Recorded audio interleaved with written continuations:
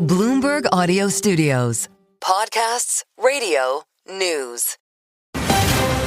You're listening to the Bloomberg Balance of Power podcast. Catch us live weekdays at noon and 5 p.m. Eastern on Apple CarPlay and Android Auto with the Bloomberg Business app. Listen on demand wherever you get your podcasts or watch us live on YouTube. It's not every day in Washington, or anywhere for that matter, you get Donald Trump, Tom Brady, and the Village People in the same room. But that's what we have for you today at the Kennedy Center.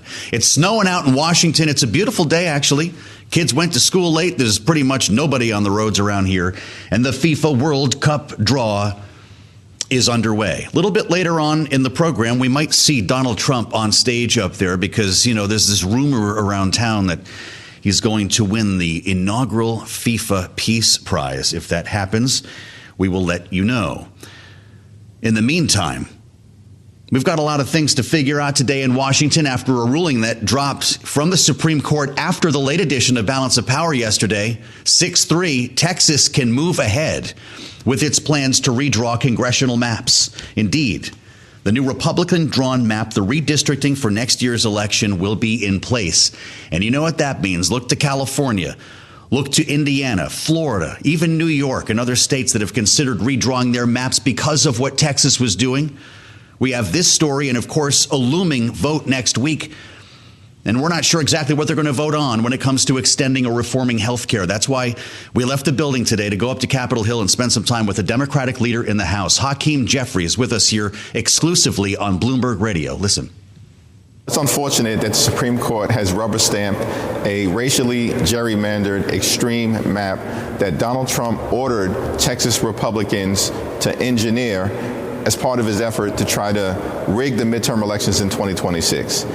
But notwithstanding this adverse ruling, we're going to continue to move forward and ensure that there is a fair map across the country. California voters enacted Prop 50, and as a result, we'll have a fair map in California with some additional opportunities to be competitive. And I expect that you'll see other states across the country continue to respond. Will yours be one of them? Are you on the phone with Governor Hochul today saying it's time to redraw the New York map? Well, the New York map has some particularities relative to the Constitution that won't necessarily allow it to be revisited in this particular cycle. But some voters have filed a lawsuit in New York, and we're monitoring that litigation closely to see what the outcome may be. Okay. There's a question about whether you really need it. Leader Jeffries, after the special election in Tennessee on Tuesday, we saw a plus 22 Trump district go down to a plus 9 Trump district. And you've got a lot of armchair mathematicians out there suggesting that could mean as many as 30 or 35 seats for Democrats in the midterms. How do you see it? Well, Republicans know that if the elections were held today, they would lose. That's the reason why Donald Trump has decided to engage in this extreme effort to gerrymander congressional maps all across the country, and it's very unfortunate. Our view is that we're not going to unilaterally disarm, and we have to ensure that there's a fair map nationally across the board so that it's the voters who get to decide who is in the majority after the November 2026 election. Part of the challenge with Republicans is that they've broken all of their promises. They indicated that they were going to lower costs. In fact, lower costs on day one. Costs haven't gone down in America. Costs have gone up. Housing costs are through the roof. Grocery prices through the roof. Electricity bills through the roof. And now, because my Republican colleagues refuse to extend the Affordable Care Act tax credits, we know tens of millions of people are about to experience dramatically increased health care costs. Democrats are actually the party focused on driving down the high cost of living. So let's talk about a couple of those points of leverage that you just pointed out. Affordability and health care. Many would argue that it's kind of the same story here. President Trump has been saying that affordability is a Democrat hoax, a Democrat con job.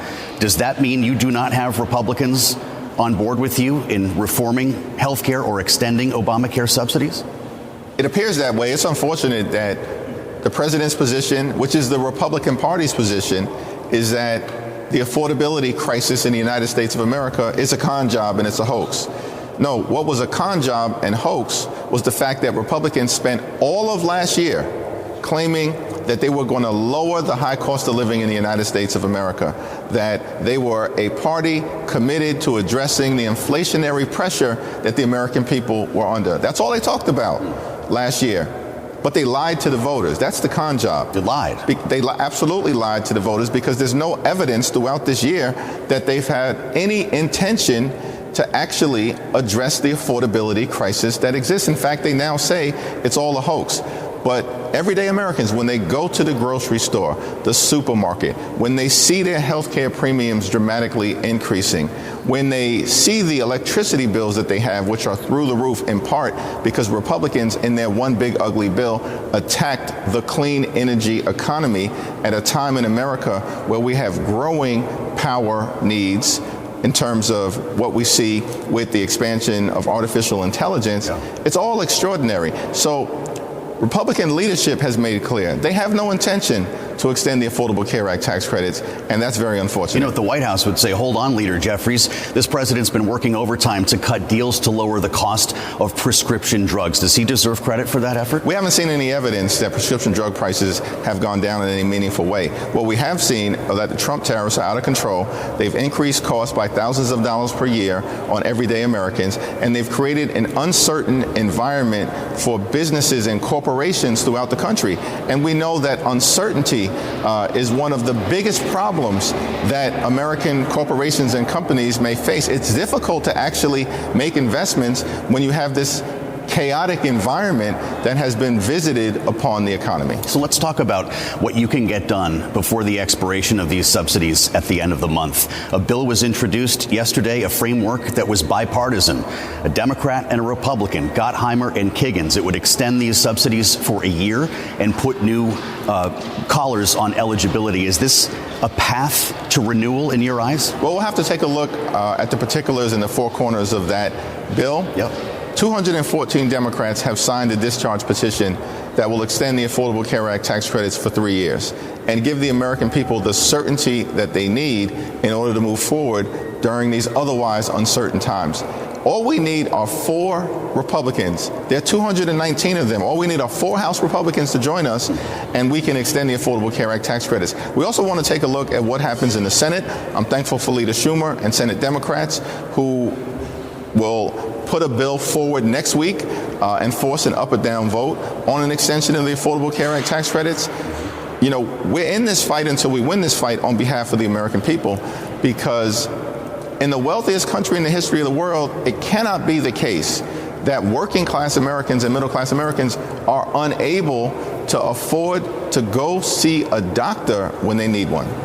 Are you in touch with the Speaker of the House on this? Is Mike Johnson talking to you about a potential vote after John Thune promised a vote on health care in the Senate for next Thursday? You know, the big challenge with House Republicans has been that they've adopted a my way or the highway approach. They have zero interest in actually sitting down and finding a bipartisan path forward. We've said from the very beginning of this year and throughout the Trump Republican shutdown that we will sit down with anyone, anytime, any place here in the Capitol, or go back to the White House, sit with the president to try to figure out how we can fix our broken healthcare system and address the Republican-created healthcare crisis that's devastating people all across America. They've refused repeatedly to sit down and even try to find common ground.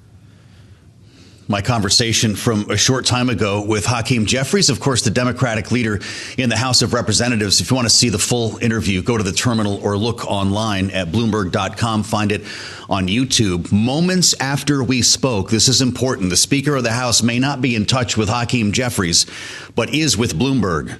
And as we just learned this morning, Speaker Johnson is pushing to unveil a Republican health care bill in the coming days for a vote, his office says, by the end of the month, when, of course, Obamacare subsidies would expire. We'll have much more on this for you as we learn more. Live from Washington, I'm Joe Mathieu. Thanks for being with us on the Friday edition of Balance of Power. Stay with us on Balance of Power. We'll have much more coming up after this. You're listening to the Bloomberg Balance of Power podcast. Catch us live weekdays at noon and 5 p.m. Eastern on Apple CarPlay and Android Auto with the Bloomberg Business app. You can also listen live on Amazon Alexa from our flagship New York station. Just say, Alexa, play Bloomberg 1130. On Bloomberg TV and radio, find us as well streaming live on YouTube with breaking news ahead of our conversation with Republican Congresswoman Lisa McClain. And it's something I want you to hear. This is a member of the leadership. chairing the Republican conference in the House, and also from the critical swing state of Michigan. We're going to talk prices and health care in just a couple of moments. First, we want to look at the data today. We'll set the baseline with Edward Harrison. As consumer spending shows up little changed in September. We got new BLS data today. Core personal consumption expenditures. Yes, the PCE said to be the Fed's preferred measure of inflation. Up 0.2 from August, up 2.8% from the prior year. And by that, I mean more than 2%. So let's get into it with Edward Harrison, Bloomberg senior strategist and author of the newsletter you should be subscribed to right now. It's good to see you, Edward. We're hungry for data, so we're pouring over anything that we can get. And in this case, it's a pretty important one with PCE. Does this allow the Fed to cut next week? Joe, the interesting bit is you kept on saying versus the August number. And here we are in December. So we're talking about numbers that are... So do they not matter? It doesn't really matter. Basically. It doesn't matter. Because, we've moved on from that. It's too stale. It's too stale. And a lot of things have happened in the interim. People are much more concerned about, was the holiday shopping good? Right. And is the consumer, after that month-long pause in the U.S. government, still able to continue to power the U.S. economy? So when you sit down with your everything risk hat on, are you more concerned about prices today or the health of the job market? I'm probably more concerned about prices. Yeah. I think that the job market concern, it's deep in the sense that I think very large pockets of the U.S. economy are in recession because the job market is so weak. But I think that we still have a price problem. And with the Affordable Care Act, subsidies, some of those going away in January, it's going to be even more difficult for a lot of U.S. consumers. Well, what pockets, by the way, of the economy do you see in recession? That's quite a statement. Yeah, I would say that, we've had the housing market at points in time in recession. In contraction. Yeah. Office space has been in recession. And then also, if you take the whole cohort of people who are, say the bottom quintile, bottom two quintiles, they've had a very hard time given the price pressures that we've had, and also the very low growth and job formation. Sure. We see consumer sentiment rising for the first time in 5 months. Do you take heart in that number? I take some heart in the number, but if you looked at the present situation number, I really look at it as a reflection of, okay, now we know that the government's not going to be shut down anymore. But if you looked at the present conditions number, it actually went down relative. It was lower than the expectations. So people are saying that it's actually not all well and good, but enough people from the upper quintiles of the income distribution are spending. And then we have AI bubble as well. That's helping to keep things going. But there are pockets of distress there for sure. Interesting when you look at the state of the market here. We've had some shaky days. November was not a blast. But the fact of the matter is it's still been a pretty darn good year. And the indexes are not that far from their highs. We haven't had a full-blown 10% correction in a long time. Does that suggest that the stock market is part of everything risk right now because we haven't accommodated for the trends you're talking about? Yeah, I think that the stock market isn't at risk per se unless the labor market weakness starts to broaden out. I would say that the buy the dip mentality is still in effect, and that what you see from the Bank of America customer survey is that we had 6 weeks of tech outflows. And then last week we had tech inflows. So we're at a point now where people feel like they've taken enough risk off the table because of AI. Yeah. And then they're back in the game. The whole buy the dip mentality is still there. I would say that there are probably two things that are keeping things a little bit tighter. One is that crypto is constantly creating externalities into the other risk assets. How about that? And then the second thing is that actually global interest rates are rising. The U.S. is a laggard in terms of the rising of interest rates and also in terms of cutting. The next move could be higher for many different central banks, and Japan is already there. Fascinating. This has been an interesting couple of days. Edward Harrison, author of the Everything Risk newsletter. It's great to have you, as always. With us here in Washington on Bloomberg, I'm Joe Mathieu, as we consider affordability and, of course, the breaking news coming from Capitol Hill today. The Speaker of the House suggesting that a health care proposal will be on the table, a Republican health care proposal, by the end of next week. This is something that I, in fact, talked about earlier today on Capitol Hill with the Democratic leader in the House. Hakeem Jeffries talked to us about the looming deadline for the expiration of Obamacare subsidies that Edward just mentioned.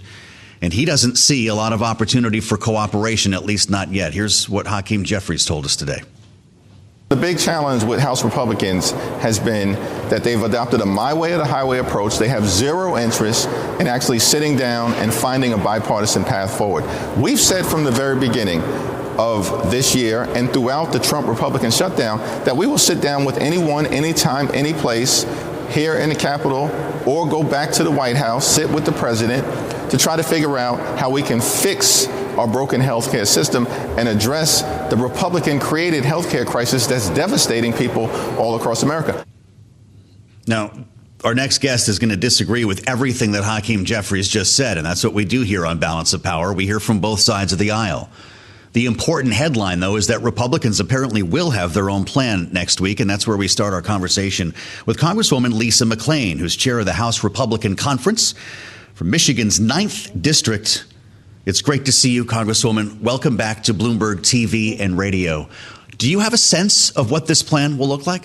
Yeah, I'm actually rather excited. The biggest difference between the Democrats' plan and the Republicans' plan is the Democrats want just to subsidize the ACA credits. And the problem with that is if we do that, no one's premium comes down. All it does is line the pockets of big insurance companies. And what I might remind everybody is this is Obamacare. The healthcare crisis was started by the Democrats. So I am excited to hear that both sides agree that the Affordable Care Act is anything but affordable and that it needs revamping. And that's what we're doing. We will focus more on driving down actual premiums. 1, and 2, giving people choice. So if they get a subsidy, can they only use that subsidy for the unaffordable health care, or can they use it somewhere else? So the main differences are we are really truly focused on driving premium costs down, not subsidizing large insurance companies. Understood what you're saying in principle, but I'm curious what happens in the immediate term here. There was a bipartisan bill introduced yesterday that I'm sure you know plenty about. We talked about it with Hakeem Jeffries this morning. The Gottheimer-Kiggins bill would actually extend Obamacare subsidies for 1 year while also reforming the plan to add some collars around eligibility. Will we need to see a plan something like that so there's not this so-called Obamacare cliff or healthcare cliff that's looming at the end of the month? Yeah. Listen, we want to make sure that everybody who wants to keep their Obamacare plan can keep their Obamacare plan and that it's affordable, right? We both agree and both sides agree on affordability. But I think you're going to see, we have a menu of options. And what we're going to have to see is how do we thread that needle to make sure that premiums are down, that things are affordable, and that we eliminate the waste, the fraud, and abuse. Because I do believe that both sides also agree that somebody making $600,000 a year doesn't really qualify for the subsidies or the tax credits. So that's what we're focused on working on. I am an optimist by nature, and I've been in those meetings with the Speaker and with the heads of our committees, and you will see a plan that will be put on the floor. There's going to be a lot more work to be done, but it will be a good start. Fascinating. President, while we're talking about affordability, says he's got an issue with that word. He calls it a Democrat con job. What does he mean? Yeah. Well, I think if everyone were to take a look at what got us here, let's take a look at the past 4 years. Under Biden, inflation was sky high, upwards of 9%. It's down now less than 3%. He shut off all of the oil and gas in the United States, made that more difficult. So if we talk about the affordability crisis, the root of that, not to mention the trillions of dollars that his Inflation Reduction Act put in place and insurged into the economy, it made things very unaffordable. And we are in a recovery period now, and I think you see progress on that, right? Gas prices are down, heating prices are down, mortgage rates are down. So inflation is down. So we're beginning to recover, not to mention what's going to happen in 26. If you listen to Scott Bessent, which I happen to agree with, the economy will be jump started with higher wages, no taxes on tips, no taxes on overtime, less taxes on Social Security. Those are all positive things that puts more money in the people's pockets and drive wages up. That's all a positive, while avoiding the largest tax increase in history with the working families tax cuts. I want to hit you in your backyard here, Congresswoman, and talk cars while you're with us. The Trump administration has begun the process of easing fuel economy requirements, CAFE standards, as they're called, for new vehicles. I believe you were standing right next to him in the Oval Office when this was announced just the other day. And that's not the only thing that he announced, Congresswoman. Let's go to the White House and listen to the president from earlier this week. My administration has taken historic action to lower costs for American consumers, protect American auto jobs, and make buying a car much more affordable for countless American families and also safer. Just about everything is down. This whole thing they use the word affordability. It's a Democrat hoax. They're the ones that drove the prices up. I think affordability is the greatest concept. When they use the word affordability, they never say anything else. You were standing right next to him at that event. What are you hearing from automakers in your state? What does Mary Barra say? What does Jim Farley say about the CAFE standards? They were all in town as part of this. Will this, in fact, lower the cost of a car? Yeah, listen to what the automakers say. The people that actually are building the cars, they are extremely excited about it because it's less regulation and it makes the car more affordable for the average American. There is, I think, roughly about $16,000 to $17,000 per employee that these automakers are spending because of regulation. And the more regulation you put on manufacturers, on people, that's passed right down to the consumer. So they're excited on twofold. One, that they can produce the automobiles more affordable, and two, that they produce an actual automobile or a product that people want to buy. So they're extremely excited about it. Don't take my word for it, take theirs. Well, so I want to pick up on something you just said, because I always hear that Americans want to buy big cars. We love our SUVs. We love our F-150s. I can't even park in the garage half the time because there's so many big trucks down there, Congresswoman. The president on Truth Social, though, and he talked about it in the Oval with you the other day. I have just approved tiny cars to be built in America, he says. Manufacturers have long wanted to do this, just like they are so successfully built in other countries. He says they can be gas, electric, or hybrid. Very near future, inexpensive, safe, fuel efficient. And he says, quite simply, amazing. Start building them now. What are these tiny cars that are coming? Yeah, I haven't seen the tiny cars, but I think what the president's trying to do is actually give the consumer choice, the American people choice. If you want a big F-150, you can have one.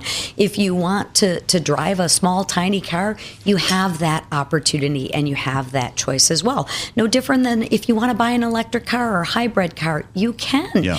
But if you want a gas-powered engine, you can too. So we are all about, and the president is all about, we don't want to tell you what to do, when to do it, how to do it. We actually believe in people, and people can make the right decision.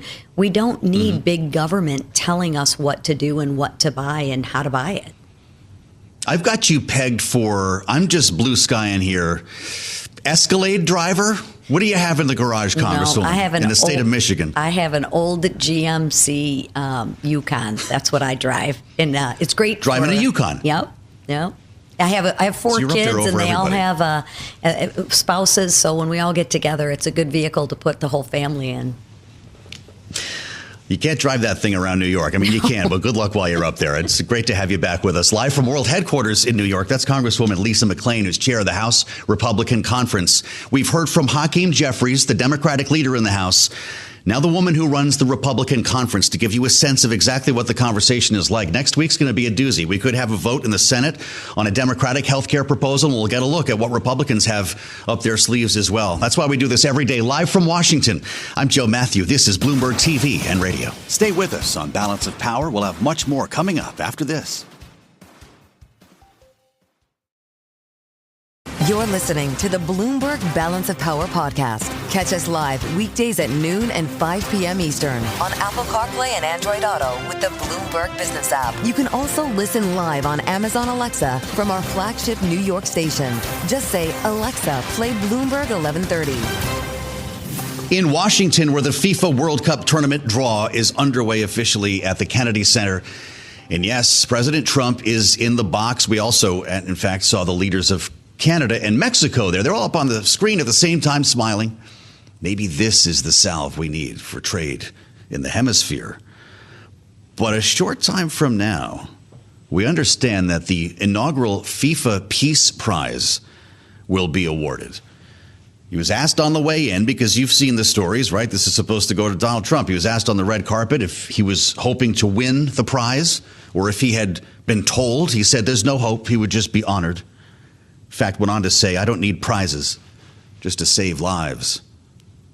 The pool is in the room there. When he gets on stage, we'll show it to you as we keep tabs on the latest here. Big questions about redistricting this morning.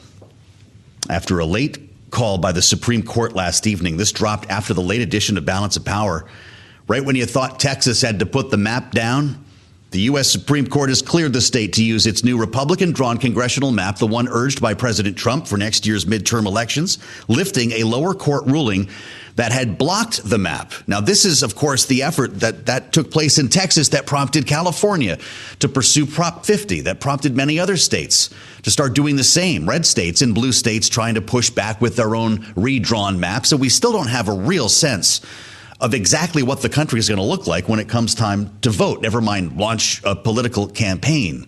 This is a 6-3 ruling here. It's one that we've been waiting for, and it's only where we begin our conversation, because we have a lot to talk about with constitutional attorney Robert McWhirter, practicing criminal defense civil rights lawyer in Maricopa County, Arizona, back with us here live on Bloomberg. Mr. McWhirter, it's great to see you. Welcome back. It's open season then for redistricting, right?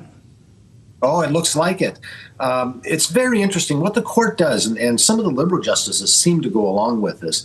It looks like there's going to be a reworking of the law related to racial gerrymandering. Remember, the Supreme Court said regardless of how many voters you disenfranchise, you can politically gerrymander all over the place. I think that's terrible for democracy, and I'd like a court someday to really look at that issue or relook at it.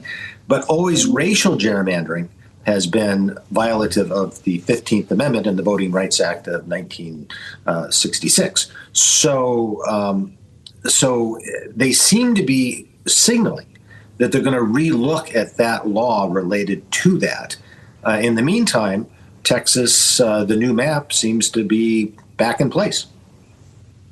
Does this allow every other state to do what it wants? California, for instance, is being challenged, even though it put the vote, this idea to a vote before voters. But there are at least a half dozen other states that are thinking about doing this. Do they just plow ahead now? I think they just plow ahead. I mean, you can't argue that what California did, which is also bad for voters, really. And I think California recognizes it because they want to dial that back after this whole election cycle is over. After I think it says 3 years in that resolution. It is bad for voters, but you can't now say that what California is doing as political gerrymandering is somehow bad after you've just given the stamp of approval to Texas political gerrymandering. Elena Kagan writes, today's order disserves the millions of Texans whom the district court found were assigned to their new districts based on their race. This is not so cut and dry. When you add the racial component, Robert, and I'm glad that you brought this up, it's still back to the drawing board here, right? Oh, I think very much so. And again, we're going to have to see how this plays out in the court. But what you have is a majority on the court that is not open to the issues that courts used to be sensitive to about racial discrimination in voting. Remember that the great cases that came out about racial equality had mostly to do with voting from the Warren Court from the 1960s. And this seems to be a court that's trying to dial that back. And they also seem to have this fiction that we don't have racial problems in this country anymore and that people are discriminated in voting on the basis of race. So on the basis of that fiction, they seem to be going forward and saying, okay, we don't need this fix that the 15th Amendment clearly says is constitutional. And so they're just kind of reread all of that. And I find that very, very sad and disturbing. But at least with this court, there's not much you can do about it. Well, let's talk about what's happening meantime in the Caribbean, because there are a lot of questions about legality surrounding what we're now all calling the double tap strike against this alleged drug boat coming out of Venezuela. It depends on who you talk to on this, Robert. If you talk to a Republican in the briefing yesterday, they're probably going to tell you that the U.S. acted legally. That's certainly what Tom Cotton said. He called the strikes righteous, I believe was the term that he used. Democrats, meantime, are outraged, and there are big questions about whether, in fact, we can put the idea of a war crime aside for now, but in fact are conducting an illegal operation off the coast of Venezuela. How do you see this? Well, Senator Cotton can call things righteous, but I'll note he didn't say it was legal. He may think it's righteous, and that's a political statement, but whether it's legal is a whole different thing. If I was Pete Hegseth, I'd be getting pretty nervous under the collar right now because it looks like what is clearly shown is that there were survivors clinging to this boat, and they went back and did another strike to just kill people. And by the way, they presented no evidence that this boat had drugs in the first place. I mean, look, the normal course is the Coast Guard is always operative in the Caribbean. They often grab boats that are drug traffickers, and if those boats existed, they are more than happy to display the evidence as justification for the arrest and seizure of the boats. This is just wanting to blow things up with no evidence. That's the first problem. But then going back, there's a whole series of rules on this. And by the way, this goes back to World War II, when Grand Admiral Dornitz of the German Kriegsmarine ordered basically, or sent out an ambiguous order that was clear to his submarine captains to not help any survivors of the boats that were being torpedoed. Well, at Nuremberg after the war, that was considered a war crimes. And under the War Crimes Act of 1996, which Congress passed, a violation of international law, in this case the Geneva Convention, is now prosecutable under American law in federal court. Now, the Justice Department has to do it, and obviously Pam Bondi's probably not going to do anything, but there's something that Pete should really worry about, and that is there is no statute of limitation on this. It's a murder on the high seas, and he can be prosecuted under another administration 20, 30 years from now if it takes that long. So if I'm Pete, I'm getting pretty nervous, as should the admiral who ordered the strike. Okay. So, but that would also suggest the buck stops with the defense secretary. I'm going to hold you right there for a minute, Robert, because we've got breaking news down the street at the Kennedy Center. I didn't see this one coming. The inaugural FIFA Peace Prize goes to Donald J. Trump. This is a live shot. You might be listening to us on the radio. He's walking out on stage right now. And there is the trophy. This is quite remarkable. They were just playing a sizzle reel, the FIFA Peace Prize. All right, is there a red hat on that? Robert, I'm sorry. We just need to keep the news flow as it's going here. Okay, so if you're the admiral and there were pre-existing conditions set by the defense secretary that were outlined in the New York Times, he just put the medal on himself? These conditions dictated how to handle a scenario like this. And if, in fact, the individuals were shipwrecked, incapacitated, no longer considered in the fight, they would be rescued. And, Robert, that's what we have done since that first strike, isn't it? Oh, yes. But this is different. Look, the admiral, I think, is potentially looking at prosecution under the Uniform Code of Military Justice. You did mention Donald Trump. I'm not sure Donald Trump gets a pass on this either. Wow. You know, the Supreme Court granted Trump broad immunity for any official acts. But we do have the War Powers Resolution from 1973, which drastically limits the power of the president to fight an undeclared war. And this is an undeclared war. In fact, it doesn't even fit the definition of a war, regardless of what people like to say with the rhetoric. So it's not beyond the realm of possibility that Donald Trump can be prosecuted for this as well, depending on where the order emanated. And as this plays out, I think you're going to see a lot of people throwing each other under the bus on this issue, from the admiral to the secretary of defense to the president, all saying, oh, it wasn't me. And they're already starting to lay the groundwork for that.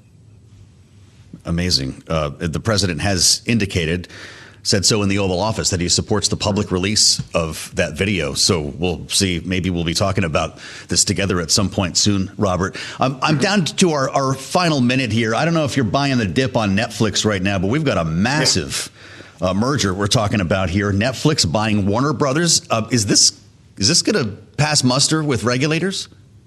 Well, it should not. I mean, this is huge, and it affects the consumer greatly. Look, there's a couple things to keep in mind. Number one, it has to go through the federal antitrust process. The unfortunate part about that is, basically, if there's people sucking up to Donald Trump, he's going to exert pressure to get this proved federally. But there's another thing to look at, and that is states all have antitrust laws. And if you may recall, in the year 2019, it was the states that prevented the merger between Sprint and T-Mobile. So even if Donald Trump exercises his undue influence, or somebody gets to Trump and wants to approve this, typically he'll file a lawsuit, and then they'll settle the lawsuit in his favor, and then he lets the merger go through, and then he claims he won a lawsuit against the news outlet. Yeah, but they have to worry about all the different states' attorneys generals as well, because this affects every consumer in every state. And I can't sit there on my couch at night and get a nice, inexpensive movie anymore because of antitrust violence. Right. Wow. So a lot of lawyers are going to make a lot of money, it sounds like. Robert McWhirter, it's great to have you back. Let us know when you're coming to Washington, for crying out loud. Constitutional law attorney, practicing criminal defense and civil rights lawyer, covering the waterfront with us here on the Friday edition. We'll have much more news straight ahead here, and we'll assemble our political panel coming up next, only on Bloomberg. Stay with us on Balance of Power. We'll have much more coming up after this.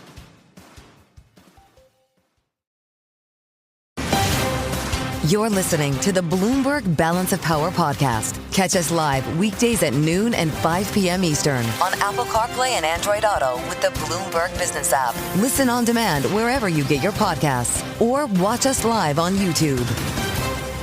It's a snow day today. Kids went to school late. Snow's still coming down, as a matter of fact, as we are reminded that winter is upon us. And quite the festivity underway down the street at the Kennedy Center, the building that the president envisions someday being called the Trump Kennedy Center. He is the chairman of the board now, right? It's the FIFA World Cup draw that's underway now. And if you were with us a short time ago, you heard the breaking news. The headline on the New York Times here: as Trump covets Nobel Peace Prize, FIFA cozies up to him with its own award. Well, now, how did they know that? This came out at what time this morning? This came out just after midnight. It's almost as if everyone knew what was going to take place. Yes, Donald Trump won the inaugural FIFA Peace Prize a short time ago, when he was asked about it on the red carpet when he was walking in. Listen. I can tell you I did settle 8 wars, and we have a 9th coming, but which nobody's ever done before. But I want to really save lives. I don't need prizes. I need to save lives, and we're saving a lot of lives. I've saved millions and millions of lives, and that's really what I want to do. I don't need prizes. I just want to save lives. This is where we start with our political panel today. Bloomberg Politics contributor and Republican strategist Rick Davis is with us, partner at Stone Court Capital. We're also joined by Yemisi Egbewale, former chief of staff advisor to the Biden White House, our Democratic strategist, founder of Podium Strategies. It's great to have both of you with us, and welcome. Rick, you didn't see this coming, did you? Yeah, Hard News Friday. I can tell this was really a big shock and surprise to everybody. At that event, President shows up for basically the FIFA draw, and it's got to be the first time an American president's ever attended a FIFA draw. And that must be true. And just happened to be there when the award was announced. I mean, imagine the coincidence of him being there to accept this award in person. Congratulations. Look, the one talking point that I completely embrace of Donald Trump's, and he says it a lot, so it makes me happy, is that he wants to stop wars and he wants to save lives. There is no downside to that. And I applaud his efforts. And if it's gone recognized by the FIFA group, great. We look forward to having them all here, spending lots of money in 2026. That's right. Watching their version of football. The headline on the screen, if you're with us on YouTube, Trump wins FIFA Peace Prize. And so here we are. Does the President of the United States deserve a little credit? As he says, he's stopped 8 wars. Is that how you see this? I do see FIFA as a soft power moment for the president. I think his congenial relationship with FIFA has been beneficial to him on a global scale. I mean, at the same time that he's enacted tariffs on our allies that have put us at odds with some of our longest serving countries that we've been partnered with. This is really the time where he gets to globally piece people back together. But remember, he's doing it at a time where the backdrop is domestically in this country. Immigration is a huge issue. And at the same time, when you overlay it with the fact that he has threatened to remove games from cities that he deems unsafe for Americans and our fellow visitors, it's all a bit of a swirl happening for him. Well, a swirl or a weave. What do you think, though, about what you first said there with the President of the United States in this room with Carney and Scheinbaum? Could this event, which is, made for TV and made for the president, actually bring world leaders together? Yeah, I think this event could help folks feel a bit more confident in his leadership.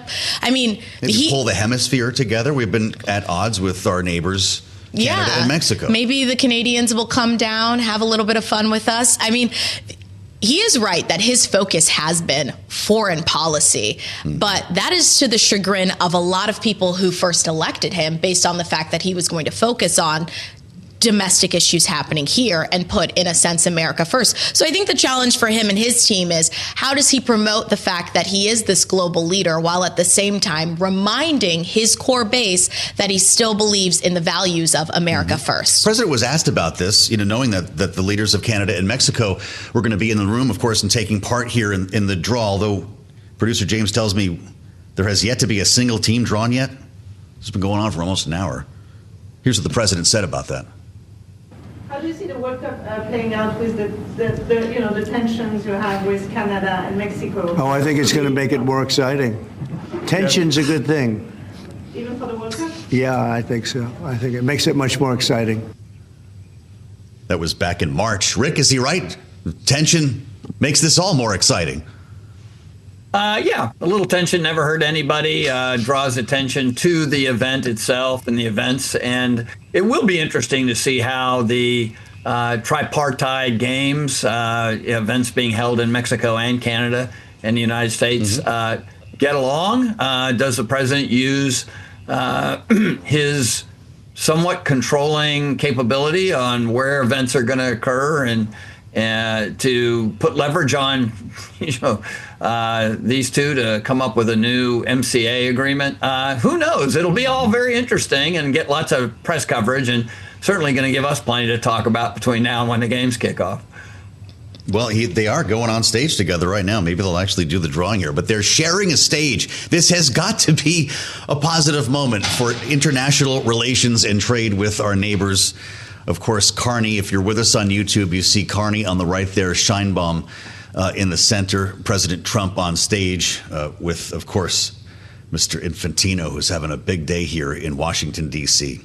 Emma, so you mentioned the president's threat to start moving games out of cities that were plagued with crime, as he puts it. He was asked about that on the red carpet this morning, tried to back away from those comments. You don't think that's something he has planned, do you? No, I mean, the folks that have been working on this from the American side for FIFA have worked on the logistics for the arenas, for staffing. I mean, at a time when we are talking about immigration, but right, like our immigration policies are going to impact temporary workers that are needed for surging staffing for all of these arenas across the United States. I mean, to move these games anywhere would just show an instability. And showing instability right now is not something he wants to do, right? Like, working with FEMA is his reach towards a form of normalcy here. So he's got to just continue to show some stability. No quick draws here. Yeah, some of the preparations, though, we understand, have been complicated by the president's migrant crackdown, stricter visa rules.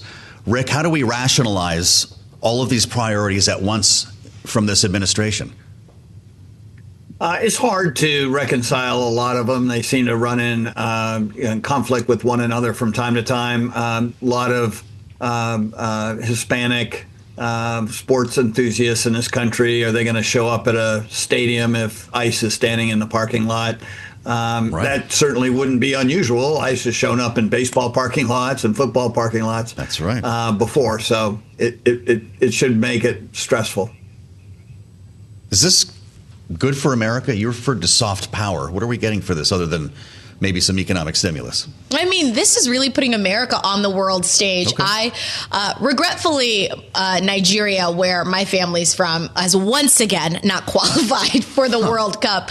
But it's exciting. I mean, it's pulling together all of the continents. Look, the president has had a contentious relationship with some countries on the continent of Africa, but I know that those fans are still going to come out. Football is one of the most uniting things globally. And we're going to just have to call it football in this conversation. Sorry to our American There is audience. a soccer caucus, I learned this morning, in the Capitol. I did not realize that. They do call it soccer, just for what it's worth. And I did hear the president refer to soccer as well. In terms, Rick, of just projecting power, that's one thing. But when it comes to actually getting into Americans' living rooms, you know a lot about political optics. You've got, in this case, you're advising Donald Trump. You've got your guy on stage here at the Kennedy Center with two world leaders who just won a Peace Prize. Tom Brady's in the room. Wayne Gretzky's going to be there. You got the Village people playing. What does this mean culturally for this president and this White House?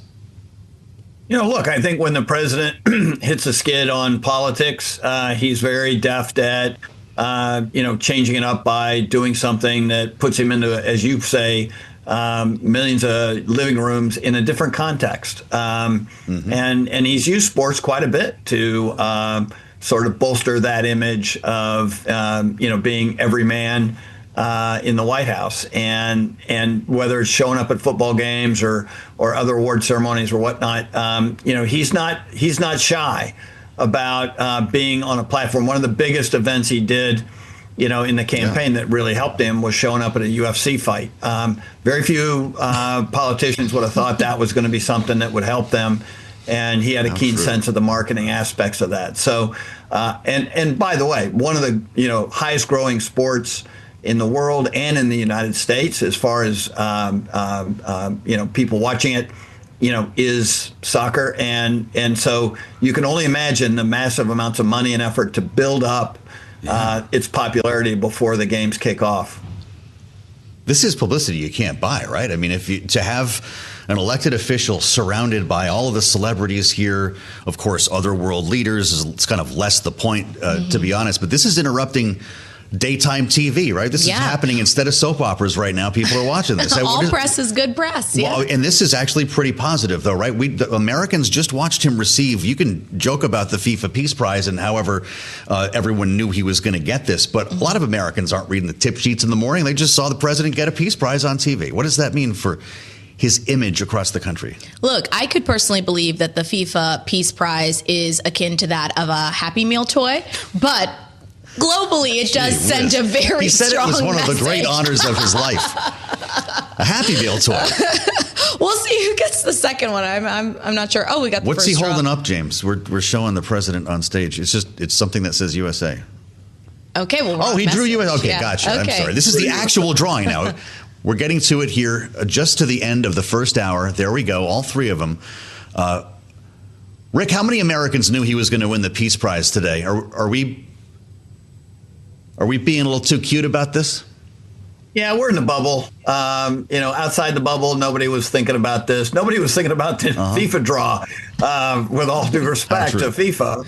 And yet, your point is well taken earlier, is that people are all going to see this as great. Nobody knows what the Nobel Peace Prize is, and we talk about that every week. So, why wouldn't FIFA be bigger than that? Because, it's got a bigger brand. So at the end of the day, it's a good Friday for Donald Trump. He's had some really rough ones lately, and today I think they're gonna celebrate. Maybe they'll open up the deck with some heaters and play a little rock music at the White House, just to celebrate what a good day it's been for him. They got the Village people in town. I think they're all going to be at the Rose Garden Club later, right? Major hat tip to producer James. Managed to put together, I never thought we'd have a segment with the panel on the FIFA World Cup draw. But this is politics in 2025. Thanks for listening to the Balance of Power podcast. Make sure to subscribe if you haven't already at Apple, Spotify, or wherever you get your podcasts. And you can find us live every weekday from Washington, D.C. at noontime Eastern at Bloomberg.com.